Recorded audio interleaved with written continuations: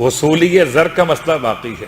مشکل مسئلہ قرض ادا کرنے کا مسئلہ مشکل ہے کہ انسان مقروض ہو تو اس کے لیے کوئی نماز بیان کی جائے، کوئی دعا بیان کی جائے، جیسے دعائے مجیر، جیسے دعائے کمیل، خود حدیث قصہ کی تلاوت، خود تسبیح سیدہ کی تلاوت، خود انسان کے قرضوں کے ادا کرنے کے لیے بہت سارے طریقے توسل کے موجود ہیں۔ لیکن کبھی ایک مسئلہ یہ بھی آتا ہے کہ ہمارا پیسہ ڈوب گیا، کسی نے قرض لیا تھا اور قرض لے کر وہ واپس نہیں کر رہا، تو بہت اختصار کے ساتھ قرض کی قسمیں ہیں۔ ایک قرض حسنہ، اس کی بات نہیں ہو رہی، یہ جو بیان کیا جائے گا یہ عمل اس کے لیے نہیں ہے۔ قرض حسنہ تو دیا ہی اس لیے جاتا ہے کہ جب سامنے والے کے پاس گنجائش ہو جائے گی، دینے قابل ہو جائے گا تو وہ آپ کو دے دے گا، ورنہ یہ نیکی حسنتن یہ اردو کا حسنہ نہیں ہے، یہ عربی کا حسنہ ہے۔ حسنتن کا مطلب کیا ہے؟ نیکی۔ یہ قرض نہیں ہے، یہ قرض بطور نیکی کے ہے۔ جیسے مثال میں یہ مسئلہ بھی آ گیا کہ لوگ سوال کیا کرتے ہیں، خاص طور سے پردیس کے رہنے والے مومنین، کہ ہم کیا اپنے وطن میں اپنا فطرہ بھیج سکتے ہیں؟ تو شرعی مسائل کے لحاظ سے علماء جواب دیتے ہیں کہ فطرہ کسی ایک شہر سے دوسرے شہر میں منتقل کرنا، تو پہلا مسئلہ کہ اس شہر میں خود اگر محتاج مسکین لوگ موجود ہیں تو آپ منتقل نہیں کر سکتے، یا منتقل کرتے ہوئے اگر فطرے میں کوئی نقصان واقع ہو جائے، کہیں ضائع ہو جائے تو ضامن کون ہوگا، ذمہ دار کون ہوگا؟ یا اور دیگر مسائل، کیا فطرے کی رقم کو کرنسی کے عنوان میں تبدیل کر سکتے ہیں؟ یہاں کرنسی کا نام کچھ اور ہے اور آپ کے وطن میں کرنسی کا نام کچھ اور ہے، تو یہ تبدیلی آپ کے اختیار میں بھی ہے کہ نہیں ہے؟ جب تک فطرہ نیت کرنے کے بعد نکال دیا جائے، یعنی عید کی رات میں فطرہ آپ نے نیت کر کے الگ کر دیا، اب یہ آپ کی ملکیت نہیں رہا۔ جب آپ کی ملکیت نہیں رہا تو اب اس پر آپ کا تصرف نہیں ہو سکتا، اسے بھیجنا، تبدیل کرنا یہ ممکن نہیں ہے۔ ہاں، اس سے پہلے قرض حسنہ کے نام سے آپ چاہیں تو یہ رقم آپ ٹرانسفر کر سکتے ہیں، ابھی فطرہ نہیں ہے، ابھی قرض حسنہ ہے۔ آپ نے وطن بھیج دیا، قرض حسنہ کے نام سے آپ کے وہاں پر جو نمائندگان ہیں، جو خاندان کے لوگ ہیں، انہوں نے اس کو پہنچا دیا قرض حسنہ کے نام سے۔ اب جب عید کا چاند نمودار ہو گیا تو آپ نے نیت کی کہ جو قرض حسنہ میں نے دیا تھا میں اس کو فطرے میں منہا کرتا ہوں، قربتاً الی اللہ۔ تو دونوں باتیں ہو گئیں، ایک تو تبدیلی کا مسئلہ بھی آسان ہو گیا، یہاں سے بھیجنا بھی آسان ہو گیا، اس کے بعد نیت جب آپ نے فطرے کی تو وہاں مستحق تک وہ پہلے سے پہنچا ہوا تھا۔ صلوات پڑھیں محمد وآل محمد۔ تو خاص طور سے ماہ رمضان شروع ہونے کے بعد آپ فطرہ نکالنے کا مسئلہ اپنے مقام پر، لیکن منتقل کرنا تو قرض حسنہ، بات تھی قرض حسنہ کے نام سے۔ حسنتن کا مطلب ہے نیکی۔ جب آپ نے کسی کو یہ والا قرض دیا ہے تو اس میں کوئی گواہ ہو کہ نہ ہو، اس میں لکھت پڑھت ہو، لکھوایا گیا ہو، سائن لیے گئے ہوں، کوئی ڈاکومنٹ تیار کیے گئے ہوں یا نہ کیے گئے ہوں، یہ قرض حسنہ ہے۔ اگر وہ نہ دے سکا تو اس پر شرعاً کوئی ذمہ داری واقع نہیں ہوگی۔ یہ سمجھنے کے بعد انسان کو چاہیے کہ قرض کے معاملات کو آگے بڑھائے۔ اس کے بعد یہ وہ والا قرض ہے جس کے لیے قرآن نے کہا وَأَقْرِضُ اللَّهَ قَرْضًا حَسَنًا، اور تمہیں چاہیے کہ اللہ کو قرض حسنہ دیا کرو۔ اللہ تم سے قرض مانگ رہا ہے۔ اللہ اکبر، کتنا عجیب سخت ترین جملہ ہے۔ اللہ تم سے قرض مانگ رہا ہے، مگر کون سا والا قرض؟ قرضاً حسنا، وہ والا قرض جو ایک نیکی کے طور پر کسی مومن کی امداد کے عنوان میں کیا جاتا ہے۔ اب ایک ہے قرض جو حسنہ نہیں ہے بلکہ قرض واجبہ ہے، واجب الادا ہے، واپس دینا ہے اسے۔ اس قرض کے لیے لازم ہے کہ انسان گواہوں کو بھی رکھے اور قرض دیتے ہوئے کوئی ایسی تحریر کو ضبط میں لائے کہ تاکہ بعد میں جب مطالبہ کیا جائے تو انسان کے پاس کوئی دلیل موجود ہو۔ یہ طریقہ شرعاً لازم ہے۔ انسان ایسا نہیں کہ مومن نے آپ سے قرض مانگا، آپ نے وہ والا قرض دے دیا جو واجب الادا ہے۔ مومن لینے والا سمجھ رہا تھا میں وہ قرض دے رہا ہوں جو قرض حسنہ ہے، تو اب ایک لحاظ سے یہ بری ذمہ ہو گیا اور یہ مشکل میں آ گئے دینے والے۔ ایسے افراد کے لیے کوئی دعا صلوات پڑھے محمد والی نہیں ہے۔ کچھ دعائیں ایسی ہوتی ہیں کہ جو قبول نہیں ہونے والی ہو، یا بعض گروہ ایسے ہیں دعا مانگنے والوں کے جن کی دعا قبول نہیں ہو سکتی۔ ان میں سے ایک مثال ایسے انسان کی جو گھر میں بیٹھ کے اللہ سے روزی مانگے کہ اٹھوں گا نہیں، ہلوں گا نہیں، تو کھلا دے، تو ایسے کی دعا قبول نہیں ہو سکتی۔ خدا نے انسان کو ذمہ دار بنایا ہے، نظام کو نظام اسباب قرار دیا، سبب بنائے ہیں، اٹھیے جائیے کمائیے کھائیے، آپ بیٹھ کے دعا مانگ رہے ہیں۔ اسی انداز سے کوئی قرض دے کر کہے پروردگار میرا قرض ڈوب گیا، تو ڈوب تو اس لیے گیا کہ تم نے اس قرض کی جو ذمہ داری تھی وہ خود پوری نہیں کی تھی، لیکن اب ذمہ داری پوری کرنے کے بعد پیسہ ڈوب گیا۔ تو داؤد رقی راوی کا نام ہے، اور کتاب کا حوالہ ہے حیات القلوب جلد نمبر 2، اردو زبان میں دستیاب ہے، آپ پڑھ سکتے ہیں۔ امام جعفر صادق علیہ الصلوۃ والسلام کے زمانہ مقدس امام کی بارگاہ میں آ کے داؤد نے سوال کیا۔ داؤد کہتے ہیں کہ میرا پیسہ مولا کسی کے پاس قرض کے طور پر تھا، وہ ڈوب گیا، اب یہ پیسہ واپس کیسے آئے؟ وہ مومن نماز پڑھے ادائے قرض کی جس نے قرضہ لیا ہوا ہے، تو خدا اس کے لیے سبب بنائے کہ وہ قرضہ اس کے لیے آسان ہو واپس کر دینا، یہ الگ موضوع ہے، ہم اس کی بات نہیں کر رہے۔ کسی نے مجھ سے کہا تھا کہ اگر جن پر قرض واجب ہے وہ نماز پڑھ لیں، تو جب وہ ادا کریں گے تو جن کا ڈوبا ہوا خود بخود نکل آئے گا۔ بھائی اگر لینے والا دینے پہ تیار ہو جائے تو جس نے قرض دیا اس کا مسئلہ حل ہو جائے گا، لیکن ہو سکتا ہے کوئی ایسا ہو جو خود سے دینے پہ تیار نہ ہو۔ ہوتے ہیں لوگ تو کلمہ پڑھ کے مکر جاتے ہیں، لوگ تو کلمہ پڑھ کے مکر جاتے ہیں، تو قرض لے کر مکر جائے تو کیا کیجیے گا؟ لکھی ہوئی تحریر نہیں مانتے، اپنے سائن کا انکار کر دیں، تو یہ انکار تو بڑا آسان سا مسئلہ ہے، مشکل تو اقرار ہوتا ہے ہمیشہ۔ انکار تو کسی دور مشکل نہیں ہوا، تو اب انکار کر دیا، پیسے ڈوب گئے، مولا سے کہتا ہے مولا کیا کروں، میرا پیسہ ڈوب گیا۔ امام نے ارشاد فرمایا، اور یہ خاص عمل جو میں ابھی بیان کر رہا ہوں، یہ عمل آپ نے سنا ہوا ہے مگر آپ ابھی نہیں کر سکتے یہ عمل، کیونکہ یہ عمل ہے خانہ کعبہ کے طواف کے نام سے۔ ارشاد فرمایا ایک طواف کرو، 7 چکر کو طواف کہتے ہیں، 2 رکعت نماز پڑھو بنیابت حضرت عبد المطلب علیہ الصلوۃ والسلام، اور ایک طواف 2 رکعت نماز بنیابت حضرت آمنہ علیہ الصلوۃ والسلام، اور ایک طواف اور 2 رکعت نماز بنیابت حضرت فاطمہ بنت اسد سلام اللہ علیہ۔ یہ 3 طواف اختلاف ہو سکتا ہے، کوئی آپ کو 5 بیان کرے، کوئی 7 بیان کرے، جتنا زیادہ نیابت خانوادہ معصومین کیجئے تو عیب نہیں ہے، بلکہ عیب کو چھپانے کا طریقہ ہے، مشکلات کے حل کا راستہ ہے۔ لیکن جو روایت میں آپ کی خدمت میں پیش کر رہا ہوں اس میں 3 نام لیے گئے، ایک حضرت عبد المطلب، جناب آمنہ، جناب فاطمہ بنت اسد علیہم الصلوۃ والسلام، یہ 3 شخصیات کے نام سے 3 طواف اور 3 طواف کی 3 نمازیں، نماز ہے طواف۔ یہ اگر کوئی انسان نیت کیا ہوگی کہ طواف بنیابت حضرت عبد المطلب برائے وصولی قرض یا برائے وصولی زر بجا لاتا ہوں اور وطن اللہ، خود اپنے لیے کر رہے ہوں تو یہ آپ اپنی نیت کیجئے، کسی کی نیابت کر رہے ہوں تو فلاں کی نیابت میں کرتے ہیں اس کے نام لیجئے، یا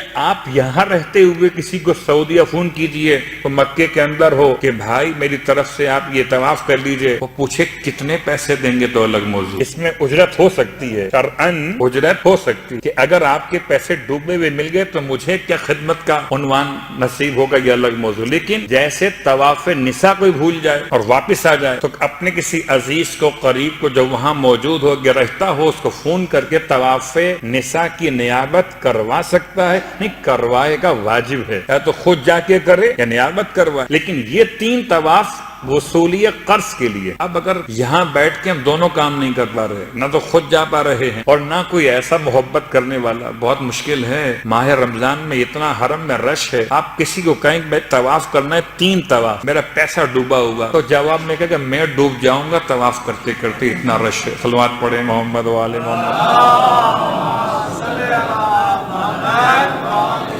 کوئی ایسا طریقہ بتایا جائے کہ جو یہاں بیٹھے بیٹھے آپ کا کام بھی ہو جائے اور فون کی زحمت بھی نہ ہو اور سامنے والا کو تیار نہ ہو تو آپ کا مسئلہ حل نہیں ہوگا. تو اس کے لیے سورہ مبارکہ بقرہ آیت نمبر 40 یا بنی اسرائیل اذکروا نعمتی التی انعمت علیکم وآوفوا بعہدی اوف بعہدکم وإیایا فرہبون. آیت نمبر 40 آیت نمبر 41 وآمنوا بما انزلت مصدقا لما معکم ولا تکونوا اول کافر بہ ولا تشتروا بآیاتی ثمنا قلیلا وإیایا فاتقون. آیت نمبر 42 ولا تلبسوا الحق بالباطل وتکتموا الحق وانتم تعلمون. 3 آیات ہیں سورہ بقرہ کی، آیت نمبر 40، 41 اور 42، 40، 41، 42. یہ 3 آیات 40 دن تک پڑھنا ہے. کتنے دن تک؟ 40 دن تک. اور 111 مرتبہ پڑھنا ہے. کتنی مرتبہ؟ 111 مرتبہ 40 دن تک. 3 آیات سورہ بقرہ کی. اس عمل کو انجام دینے کے بعد پھر اس سے مطالبہ کریں کہ جس کو آپ نے قرض دیا ہے. وہاں داؤد رقی کہتے ہیں کہ میں نے یہ عمل انجام دیا کہ 3 طواف کیے، ان نمازوں کے ساتھ جو طواف کی نمازیں تھیں بنیابت مخصوص. تو کہتے ہیں جیسے ہی میں فارغ ہو کر ابھی مسجد حرام کے باہر بھی نہ گیا تھا، میرا مقروض قرضہ ادا کرنے پر تیار ہو گیا، پیسے واپس کرنے پر آمادہ ہو گیا. اسی انداز سے سورہ مبارکہ البقرہ کی 3 آیات ہیں کہ جو انسان کے وصولی زر اور وصولی قرض کے لیے علماء نے بیان کی. صلوات پڑھیں محمد و آل محمد. کیا لیا؟ تو یہ 3 آیات وصولی قرض کے لیے، وصولی زر کے لیے. مگر 40 دن کا عمل ہے اور 111 مرتبہ تلاوت کرنا اول و آخر درود تو لازم ہے. اس کے بغیر تو کوئی دعا قبول نہیں ہو. تو انشاءاللہ خدا مشکلات کو حل کرنے والا ہے، اطمینان رکھیے. اگر کبھی ایسا ہوا بھی ہے تو انشاءاللہ برکت قرآن مجید اور برکت وارثان قرآن یہ مسئلہ حل ہو جائے گا. اور کوئی مسئلہ ایسا ہے ہی نہیں جو مسئلہ اور رہ جائے علی کا نام لینے کے بعد بھی. تو اب ہماری بات یہاں سے آگے بڑھ جائے، کیونکہ بہرحال ابھی ہم بہت دور کھڑے ہوئے انسان کو تلاش کرتے ہوئے. کبھی ایمان کی بات ہوتی ہے، کبھی فطرت کی بات ہوتی ہے، کبھی ایمان کے مسائل کی بات ہوتی ہے. اور ایمان کے مسائل کی بات میں کچھ باتیں ابھی باقی ہیں. ایمان کی اقسام بھی آپ کے سامنے آ چکی ہیں. ایمان کی ایک حیثیت بھی کچھ واضح ہوئی ہے. ایک ہے اعتقادی اور بنیادی حیثیت کہ آپ یہ عمل کیوں کر رہے ہیں، نماز کیوں پڑھ رہے ہیں.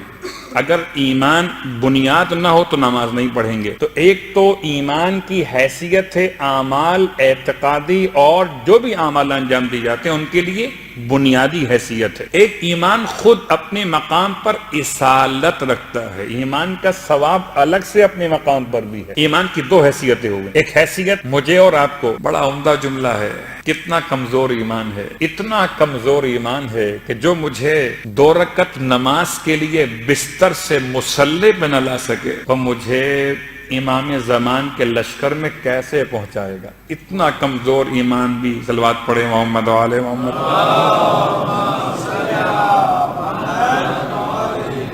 انسان بستر سے مصلی پر آتا کس طاقت کی بنیاد پر ہے؟ کون سی طاقت ہے جو انسان کو بستر سے مصلی پر لے کر آتی ہے؟ اگر یہ طاقت کمزور ہو، بہت معمولی ہو، تو انسان اذان سن کر اٹھے گا، کروٹ لے کے پھر سو جائے گا، کیونکہ طاقت کم ہے، نہیں اٹھ پا رہا. اگر طاقت زیادہ ہو جائے تو اس کو بستر سے اٹھا کے بٹھا دے، اٹھ کر بیٹھ گیا، پھر دائیں بائیں دیکھا، شیطان نے بڑی تسلی دی، ابھی تو نماز قضا ہونے میں گھنٹہ باقی ہے، آدھا گھنٹہ سو لیتے ہیں پھر اٹھ جائیں گے. شیطان تو وقت بھی دکھاتا ہے اور مسئلے شرعی بھی بتاتا ہے کہ آخر وقت میں قضا ہوگی، ابھی تو قضا نہیں ہو رہی. جبکہ انسان اگر توجہ کرے کہ ایک مرتبہ اگر آپ نے اپنے آپ کو سستی اور کاہلی کے حوالے سے اپنی طاقت کو ضائع کیا اور پھر لیٹ گئے تو پھر سے دوبارہ اٹھنا اتنا ہی مشکل ہوگا. تو ایمان کی طاقت ایمان کی حیثیت کی بنیاد پر. اب آئیے، پروردگار نے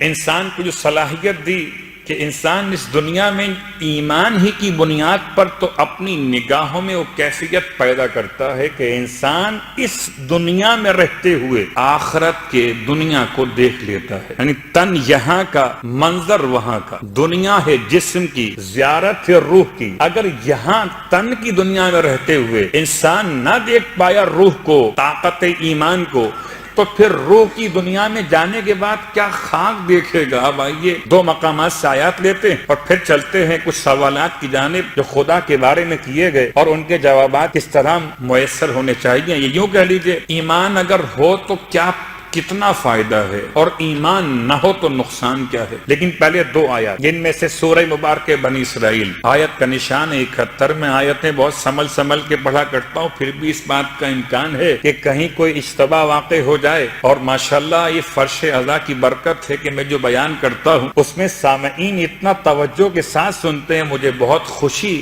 محسوس ہوتی ہے کہ جب مجھے یہ خبر ملتی ہے کہ آیت کا شمار صحیح کیا تھا اور مجھ سے اشتباہ کیا ہوا۔ جیسے کہ آیات کی تعداد میں اشتباہ ہو جاتا ہے، اب 6666 کہہ دیا گیا ہے، 6636 کہہ دیا گیا ہے، اصلاً کیا ہے 6388 ہے یا 6336 ہے، اس میں اختلاف بھی ہو سکتا ہے اور اشتباہ بھی۔ صلوات پڑھے محمد و آل محمد۔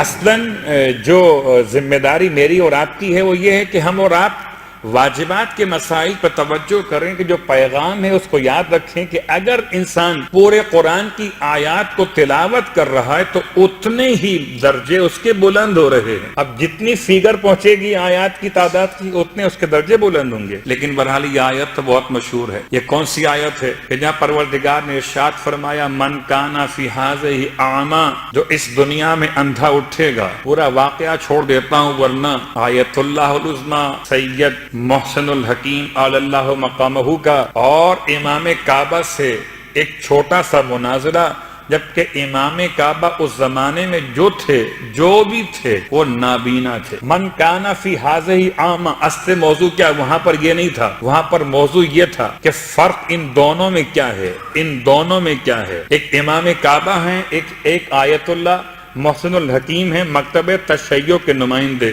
دونوں میں فرق کیا ہے؟ کہ فرق ایک ہے۔ فرق کس نے بیان کیا؟ خود امام کعبہ نے۔ ایک فرق ہے، باقی کوئی فرق نہیں ہے۔ یہ علماء کی بات ہو رہی ہے، یہ عوام کی بات نہیں ہو رہی۔ کہ ہم مانتے ہیں صرف تنزیل قرآن کو، تعویل کو نہیں مانتے، اور آپ حضرات جو ہیں وہ تعویل قرآن کو مانتے ہیں تنزیل کے ساتھ ساتھ، بس یہ فرق ہے۔ ہم تعویل کو نہیں مانتے اور آپ تعویل کو مانتے ہیں، اتنا سا فرق ہے۔ یہ جواب سننا تھا تو خاموشی رہتے، مگر مرجع وقت خاموش ہو جائے تو بولے گا کون پھر؟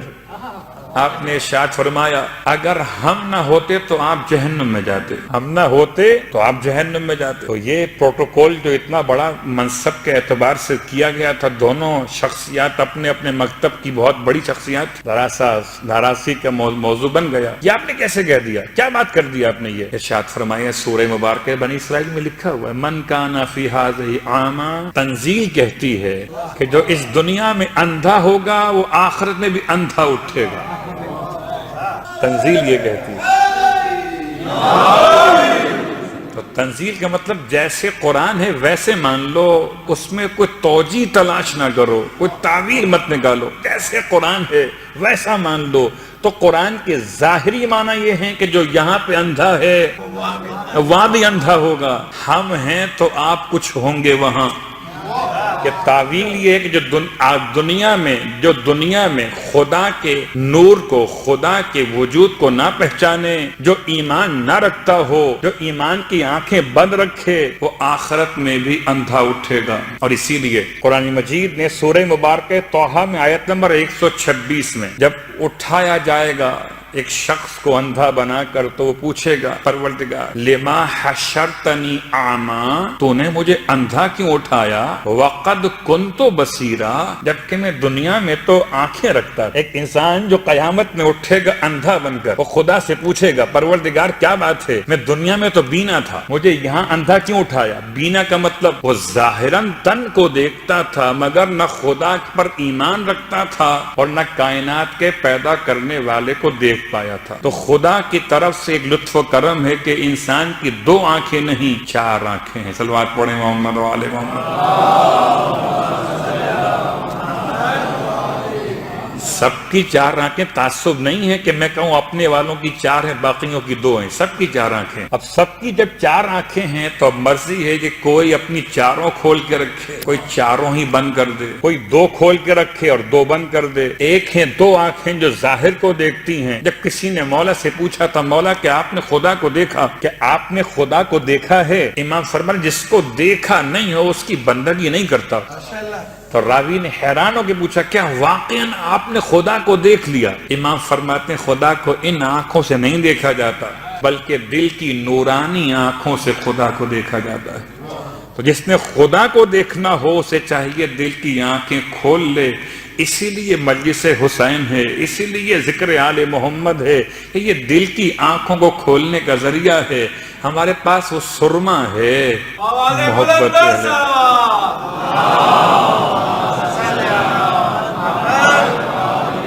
جو دل کی آنکھوں میں ڈالا جاتا ہے۔ یہ آنکھیں تو ابو بصیر کی نہیں ہیں، ابو بصیر اندھے ہیں۔ عجیب جملہ ہے، ابو باصر نہیں، ابو بصیر۔ باصر اور ہے، بصیر اور ہے۔ بڑی آسان سی مثالیں ہیں۔ یہ گھر ایسا ہے کہ اس گھر پر اگر میمونہ آ جائیں حبشہ کی رہنے والی تو فضا چمک جائیں۔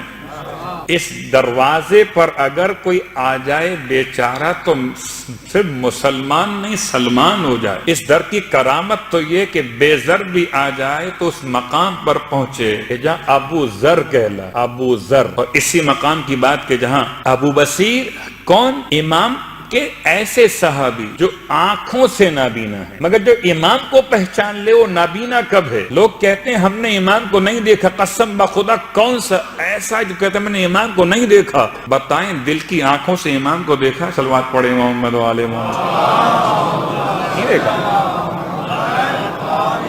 اب ضد نہ کیجئے گا کہ ان آنکھوں سے دیکھنا اور ہے۔ پردہ غیبت ہے ان آنکھوں کے لیے، پردہ غیبت ہے ان آنکھوں کے لیے، پردہ شہود ہے ان آنکھوں کے لیے۔ امام پردہ غیب میں وجود کے لحاظ سے نہیں ہے، آپ کا وجود تو موجود ہے، آپ ہر مقام پر ہر پکارنے والے کی آواز پر چلے آتے ہیں، ہر جگہ ایسے ہی آتے ہیں جیسے پکارنے والا اپنے امام کو خلوص کے ساتھ پکارتا ہے۔ اب کوئی اگر سوال کرے کیسے ممکن ہے کہ ہر جگہ پہنچ جائیں، تو اتنا یقین شیطان پر ہے کہ ہر جگہ بہکا دیتا ہے۔